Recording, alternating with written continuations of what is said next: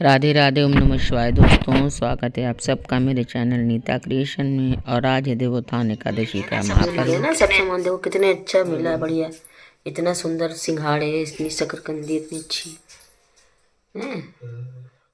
तो देखा दोस्तों, आप लोगों ने कितना सुंदर से हम लोगों ने बनाई है चावल के आटे से पूजा की विधि। और ये श्रीमन नारायण भगवान जाग जाते हैं तो उनको पुष्पों की माला धूप दीप से उनका स्वागत किया जा रहा है कि आइए प्रभु फिर से जगत का भार संभालिए। और आज के दिन से विवाह आदि मांगलिक कार्य शुरू हो जाते हैं, क्योंकि सबसे बड़ा विवाह आज के दिन ही होता है। शालिग्राम जी का और श्री तुलसी माता जी का विवाह संपन्न किया जाता है। उसके बाद लौकिक जगत में सभी के विवाह आदि शुभ कार्य शुरू हो जाते हैं दोस्तों। तो ये बहुत ही बड़ा पर्व होता है। इस एकादशी का बहुत महत्व है दोस्तों। ब्रह्मांड नायक अखिल ब्रह्म अनादि अज हरिहर स्वयं महिमा अखंड अनंत संत महंत सुन महंत सुर मुनि रंजन कलिकाल घोर कठोर अति दुख भूमि भार विभंजन अघ कोटि कुंजन दलन हरि हरि दुष्ट दैत निकंदन कर जोरी वंदत शुक्ल सुख सनकादि शिवोर चंदनम। बोले श्री विष्णु भगवान की जय।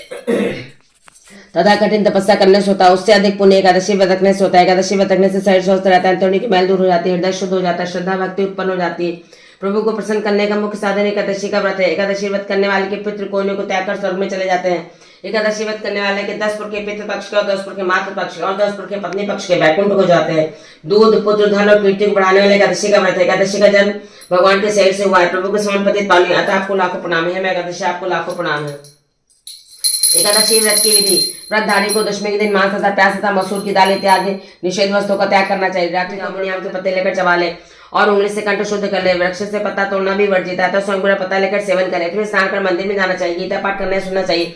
प्रभु के सामने अर्पण करना चाहिए कि आज मैं कीर्तन करूंगा। ओम नमो भगवते वासुदेवाय, इस 10 अक्षर के मंत्र का जाप करूंगा। राम कृष्ण नारायण इत्यादि विष्णु सहस्रनाम को कंठभूषण बनाऊंगा। ऐसी प्रतिज्ञा करके मंदिर में प्रार्थना करें कि मेरे लाज आपके हाथ आता, मेरे प्रण को पूरा करना। यदि अचानक भूलकर किसी निंदक से बात कर बैठे तो उसका पाप दूर करने को सूर्य नारायण के दर्शन तथा धूप दीप से भगवान की पूजा कर क्षमा मांग लेनी चाहिए। एकादशी के दिन झाड़ू नहीं देनी चाहिए, चींटी आदि जीव मर जाते हैं, तथा बाल नहीं कटाने चाहिए। अधिक ना बोलना चाहिए, अन्न का दान देना चाहिए, अन्नदान लेना भी वर्जित है। झूठ कपड़ादी को कर्म न करना चाहिए। और दशमी के साथ मिली एकादशी व्रत मानी जाती है। शिव उपासक उसको मान लेते हैं। वैष्णवों को योग द्वादशी से मिली एकादशी का व्रत करना चाहिए और त्रयोदशी आने से पूर्व व्रत पूर्ण कर लेना चाहिए। फलाहारी को गोभी, गाजर, शलजम, पालक, कुल्फा, साग इत्यादि न खाना चाहिए। और मूली, आम, अंगूर, केला, बादाम, पिस्ता इत्यादि अमृत फलों को सेवन करना चाहिए।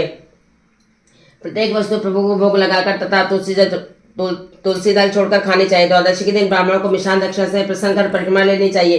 किसी संबंधी की मृत्यु हो जाए तो उस दिन एकादशी व्रत कर उसका फलों से संकल्प कर देना चाहिए। और गंगा जी में पुष्पास्ति प्रवाह करने पर भी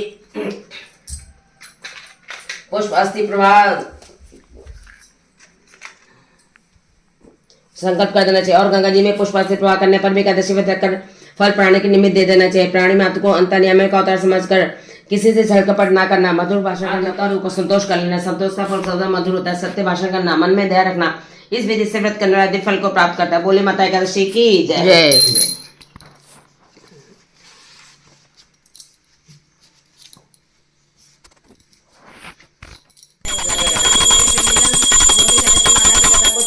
स्वर्ण करने के लिए यहाँ पर पधारे।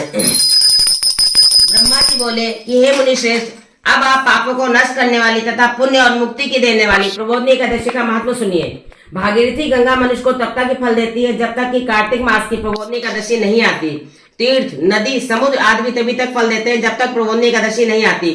कार्तिक मास के शुक्ल पक्ष की प्रबोधिनी एकादशी के फल का व्रत का फल 1 सहस्त्र अश्वमेघ तथा 100 राजसूर्य यज्ञ के बराबर है, फल के बराबर होता है। नारद जी ने पूछा कि हे पिता, एक संध्या को भोजन करने से, रात्रि में भोजन करने तथा पूरे दिन उपवास करने से क्या क्या फल मिलता है, उसे आप समझाइए। ब्रह्मा जी बोले, हे नारद, एक संध्या को भोजन करने से 2 जन्म के तथा पूरे दिन उपवास करने से 7 जन्म के समस्त पाप नष्ट हो जाते हैं। जिस वस्तु का त्रिलोक में मिलना दुष्प्राप्य है, वह वस्तु प्रबोधिनी एकादशी के व्रत से मिल जाती है।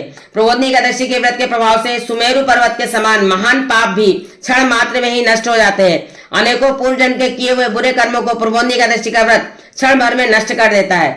जो मनुष्य अपने स्वभावानुसार इस प्रबोधनी एकादशी का विधि पूर्वक व्रत करते हैं उन्हें पूर्ण फल प्राप्त होता है। हे मुनिवर, जो मनुष्य श्रद्धा पूर्वक थोड़ा भी पुण्य करते हैं वह उसका पुण्य पर्वत के समान अटल हो जाता है। जो अपने हृदय के अंदर ही ऐसा ध्यान करते हैं कि प्रबोधनी एकादशी का व्रत करूंगा, उसके 100 जन्म के पाप नष्ट हो जाते हैं। जो मनुष्य प्रबोधनी एकादशी को रात्रि जागरण करते हैं उनकी बीती हुई तथा आने वाली 10 पीढ़ियां विष्णु लोक में जाकर वास करती हैं और नरक में अनेक दुखों को भोगते हुए पितृ विष्णु लोक में जाकर सुख भोगते हैं। ब्रह्म हत्या आदि महान पाप भी प्रबोधनी एकादशी के दिन रात्रि को जागरण करने से नष्ट हो जाते हैं।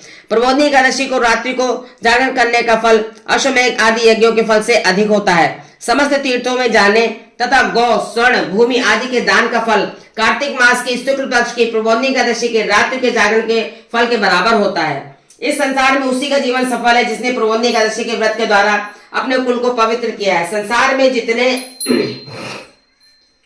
भी तीर्थ हैं तथा जितने भी तीर्थों की आशा की जा सकती है वह प्रबोधनी एकादशी के व्रत करने वाले के घर में रहते हैं। मनुष्य को समस्त कर्मों को त्यागते हुए भगवान की प्रसन्नता के लिए कार्तिक मास की प्रबोधनी एकादशी का व्रत करना चाहिए।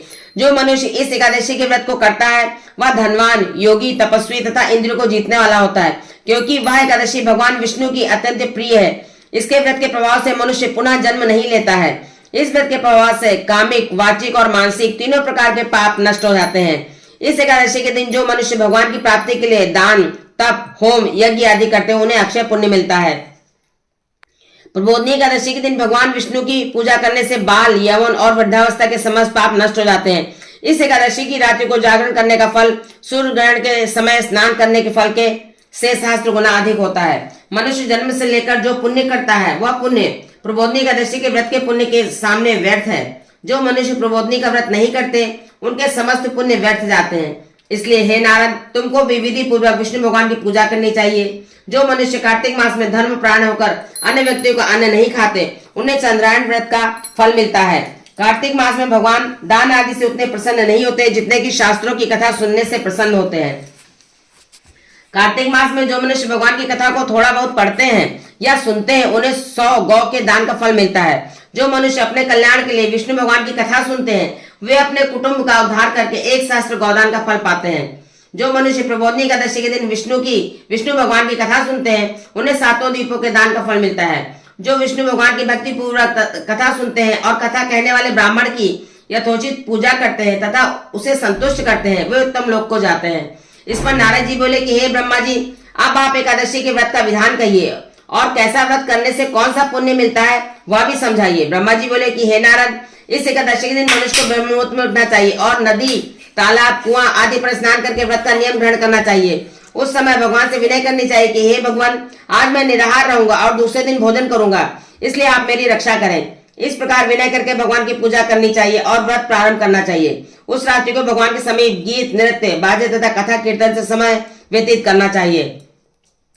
प्रबोधनी एकादशी के दिन कृपणता को त्याग कर बहुत से पुष्प, अगर, धूप आदि से भगवान की आराधना करनी चाहिए। शंख के जल से भगवान को अर्घ्य देना चाहिए। इसका फल तीर्थ दान आदि से करोड़ों गुना अधिक होता है। जो मनुष्य अगस्त पुष्प से भगवान की पूजा करते हैं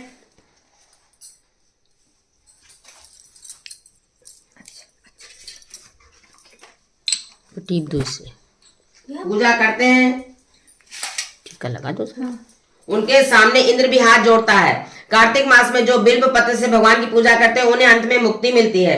कार्तिक में जो मनुष्य तुलसी जी से भगवान की पूजा करता है उसके 10,000 जन्म के समस्त पाप नष्ट हो जाते हैं। जो मनुष्य इस नाम में श्री तुलसी जी के दर्शन करते हैं या छूते हैं, इस मास में श्री तुलसी जी के दर्शन करते हैं या छूते हैं या ध्यान करते हैं या कीर्तन करते हैं या रोपण अथवा सेवा करते हैं, वे 1000 कोटि युग तक भगवान के घर में रहते हैं। जो मनुष्य तुलसी का पेड़ लगाते हैं उनके कुटुंब में जो पैदा होता है वे प्रलय के अंत तक विष्णु लोक में रहते हैं। जो भगवान की कदम और पुष्प से पूजा करते हैं वह यमराज के दुखों को नहीं पाते। समस्त मनोवांछाओं की पूजा करने वाले भगवान कदम पुष्प को देखकर अत्यंत प्रसन्न होते हैं। यदि उनकी कदम पुष्प से पूजा की जाए तो फिर बात ही क्या है। जो गुलाब के पुष्प से भगवान की पूजा करते हैं उन्हें मुक्ति मिलती है। जो मनुष्य बकुल और अशोक के फूलों से भगवान की पूजा करते हैं वे अनंत काल तक शोक से रहित हो जाते हैं। जो मनुष्य विष्णु भगवान की सफेद और लाल कनेर के फूलों से पूजा करते हैं उन पर भगवान अत्यंत प्रसन्न होते हैं। जो मनुष्य विष्णु भगवान की दूर्वादल से पूजा करते हुए पूजा के फल से 100 गुना अधिक फल पाते हैं। जो भगवान की शमी पत्र से पूजा करते हुए भयानक यमराज के मार्ग को सरलता से पार कर जाते हैं। जो मनुष्य चंपक पुष्प से भगवान विष्णु की पूजा करते हुए आवागमन के तक से छूट जाते हैं। जो मनुष्य स्वर्ण का बना हुआ केतकी पुष्प भगवान पर चढ़ाते हैं उनके करोड़ों जन्म के पाप नष्ट हो जाते हैं। जो पीले और रक्त वर्ण कमल के सुगंधित फूलों से भगवान की पूजा करते हैं उन्हें श्वेत द्वीप में स्थान मिलता है।